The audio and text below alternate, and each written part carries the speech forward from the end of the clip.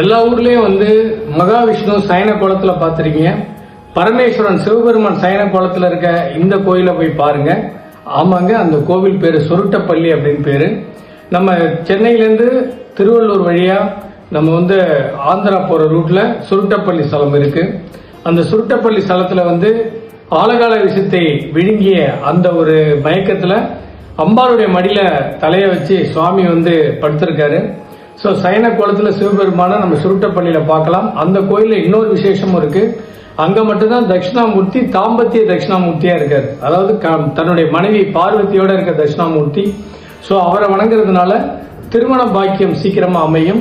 அதுக்கு அடுத்து ஒரு 2 கிலோமீட்டர்ல ராமகிரி அப்படின்னு ஒரு அருமையான ஸ்தலம் இருக்கு. மலை மேல சின்ன குன்று மேல இருக்கு. அங்க இருக்க நந்தி பாத்தீங்கன்னா நந்தி வாயிலிருந்து தண்ணி வந்துகிட்டே இருக்கு. ஒரு குளம் ஃபுல்லா நிரம்பி இருக்கு. நந்தி வாயில எப்பவுமே தண்ணி வந்து வித்துக்கிட்டே இருக்கு.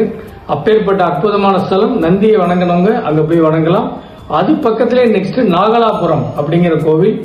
அது வந்து மகாவிஷ்ணு தன்னுடைய முதல் அவதாரமான மச்சாவதார பெருமாளா இருக்காரு. அதாவது இடுப்புக்கு மேல அந்த மகாவிஷ்ணுவாகவும் இடுப்புக்கு கீழே அந்த மச்சமாகவும் மீன் அவதாரமாகவும் இருக்கிற ஒரே ஸ்தலம் அந்த நாகலாபுரம். ஸோ சென்னையில் இருக்கவங்க ஒரு வீக்கெண்டில் இந்த மாதிரி ஒரு சனி ஞாயிறில் உங்கள் பசங்களெல்லாம் அழைச்சிட்டு நீங்கள் ஒரு காரில் போனீங்கன்னா பரமேஸ்வரன் இருக்கிற அந்த சுருட்டப்பள்ளியும் நந்தி வாயில தண்ணி வர்ற ராமகிரியையும் மச்சாவதார பெருமாளையும் ஒரே நாளில் பார்த்துட்டு வந்துடலாம். போய் தரிசித்து இன்புறுமாறு உங்கள் அன்பு திருவடி சரவணன் அன்போடு கேட்டுக்கொள்கிறேன். நன்றி.